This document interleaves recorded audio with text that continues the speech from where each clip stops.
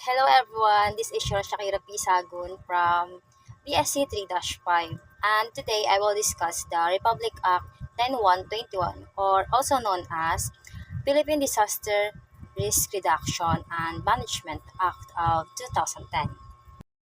So this act strengthening the Philippine Disaster Risk Reduction Management System and providing the National Disaster Risk Reduction and Management Framework and for the planning management and for all the funds and to be ready for all disaster or calamity that will face of our country. This act emphasized the importance of upholding people's constitutional rights to life and to property by addressing the vulnerabilities to disasters and strengthening the country's institutional capacities for DRRM.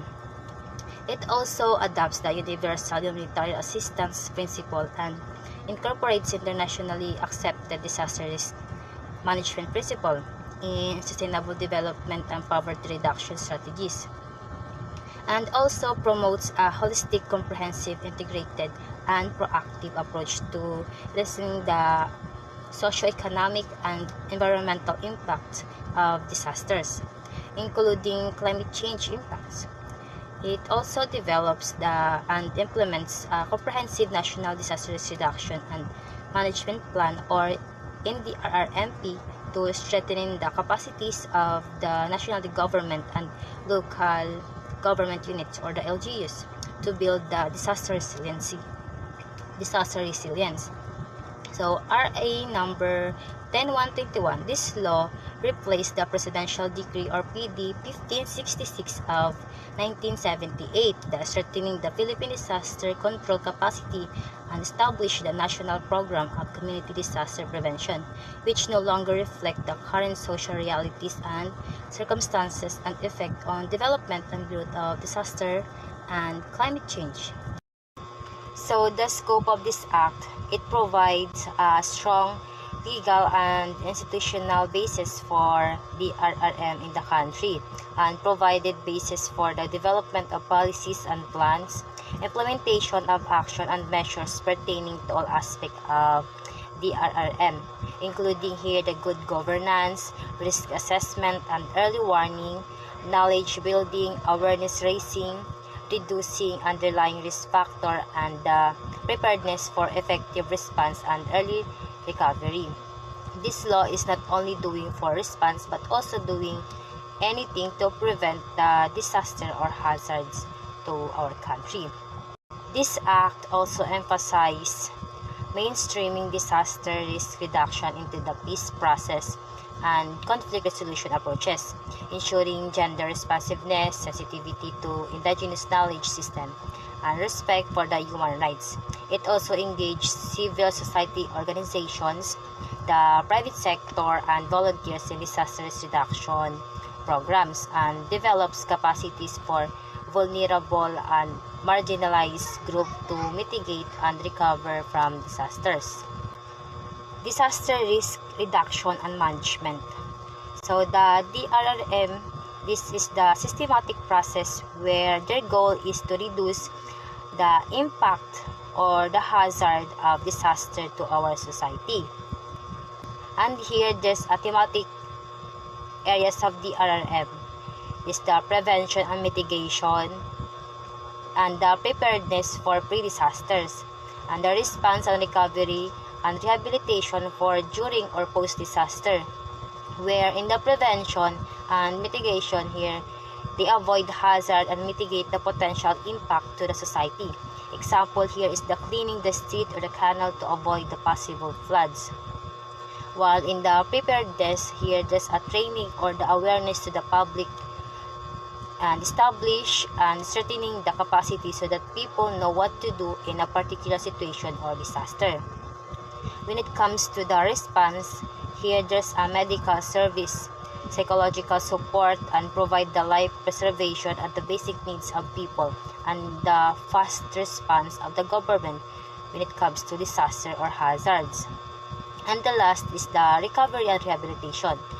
Here it is the relocation of the victim of the disasters and the sustainable livelihood. The National Disaster Risk Reduction and Management Council. So, the present National Disaster Coordinating Council or NDCC shall be known as the National Disaster Risk Reduction and Management Council or NDRRMC, where the national disaster is headed by the Secretary of the Department of the National Defense and the Vice Chairperson sa mga nabanggit ko kanina sa prevention and the mitigation, rehabilitation and recovery, preparedness and sa response. Sa preparedness is the Secretary of the ILG. For the response naman is the Secretary of the SWD. For the prevention and mitigation is the DOST. And the last is the rehabilitation and recovery is for the NEDA. Ayan, again, for the preparedness is the ILG. For the response is the SWD. For the mitigation and prevention is the DOST. And for the recovery is the NEDA. Power and function of NDRRMC.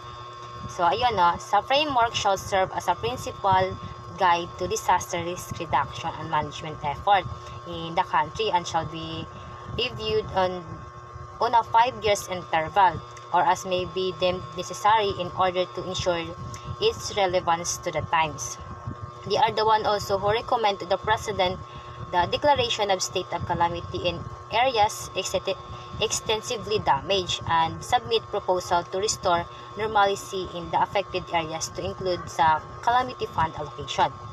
And they are the one who ensure a multiple stakeholder participation in updating and sharing of the NDRRM information system at also the geographic information-based national risk map tsaka sa planning and the decision-making tools.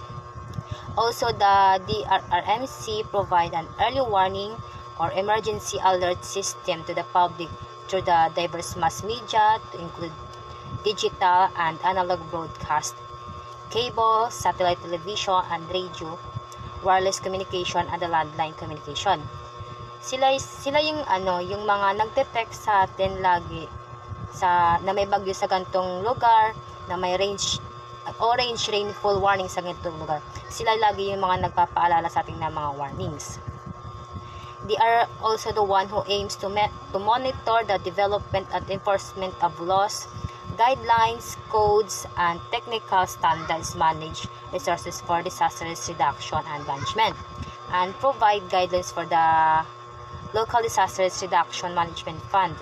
It also develops the assessment tools for the climate change hazard and risk in the vulnerable areas and ecosystem develops coordination mechanism for coherent policies implementation and forms a national institutional capability building program to address the specific weakness in the government agency and sa LGUs.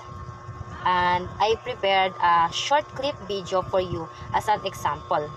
And also I interviewed one of the organization at our university that related to my topic, the Cavite State University Emergency Response and Airsoft Team.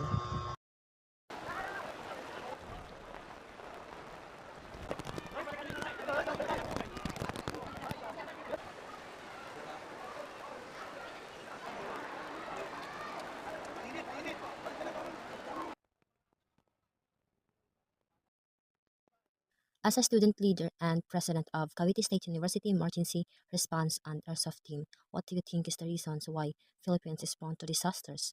And if ever there's a disaster or calamity, is your organization ready for the possible situation? As a student leader in a president, sir, I think it's quite reasonable for you to know that there are different disasters happening in our country. As we all know that the Philippines' geographical location makes it highly susceptible to natural disasters like earthquake, as we are situated in the Pacific Ring of Fire, and we also has a region known for our intense seismic activity and even the volcanic eruptions. And our country, Philippines, is regularly affected by typhoons and even the monsoon rains that leads to flooding, landslides, and different other related hazards. And if our organization is ready for the possible situations for a disasters, or if there is a disaster or any calamity. I think it's unusual for the organization to not be prepared. As we, SERAT, or the Cavite State University Emergency Response and Airserv team, established the disaster preparedness protocols and even the emergency response plans that address various potential scenarios. Also, our organization is trained and somehow in first aid, search and rescue, bandaging, and other related disaster management. And also, we have already participated or partnered with the different government agencies and disaster risk reduction management office that ensures coordination regarding the emergencies or different kind of emergencies. And we do also uh, prepared in something relates to survival when there's emergency throughout the year or anywhere, any time of the day. And there are 5 reasons why Philippines is this prone to disaster. First is the lies along the typhoon belt. Two is the lies along to the ring of the fire, coastal homes, deforestation, poverty, and underdevelopment. The administrator of OCD shall serve as the executive order of the National Council. Kung ang chairperson is the defense and ang administrator naman ng OCD ang executive director. The Office of Civil Defense is responsible for implementing a comprehensive national civil defense and disaster risk reduction program, focusing on the strategic and systematic approaches to mitigate the hazard. The OCD also is entrusted to ensure the protection and public welfare during the disasters or emergencies. Also, it serves as the operating arm of the National Council, supporting discharge of its function. The Regional Disaster Risk Reduction and Management Council shall coordinate, integrate, supervise, and evaluate the activities of LDRRMC, and also the one who is responsible in ensuring the disaster sensitivity sa regional development plans in case of emergencies. Also, RDRMC shall establish an operating facilities na natawagin siyang Regional Disaster Risk Reduction and Management Operations Centers. The Civil Defense Officer naman ng OCD, who are designated as Regional Director of the OCD, shall serve as a chairperson ng RDRRMC. And yung vice chairperson naman shall be the regional directors of the SWD, the ILG, the OST, and the NEDA. When it comes to local disaster risk reduction and management office naman, it is important that there's an LDRMO in every province, city, municipality, and barangay disaster risk management reduction and management committee in every barangay, which shall serve as responsible for setting the direction, development, implementation, and coordination of disaster risk management program within the territorial jurisdiction. The LDRRMO shall be under the office of the governor, city, or the municipal mayor, and sa punong barangay in case of PDRRMC. Also, it organized and composed of DRRMO, and it will be assisted by 3 staff responsible for the administration and training, the research and planning, and the last is the operating and running. Then, the punong barangay shall facilitate and ensure the participation of at least 2 CSO na representative from the existing at active community-based people organization representing the most vulnerable and marginalized group sa barangay. So here, volunteers mobilization follows guidelines from the NDRRMC, and any volunteers with death or injury they are entitled to compensation or makakatanggap sila ng mga benefits and compensation sa government natin.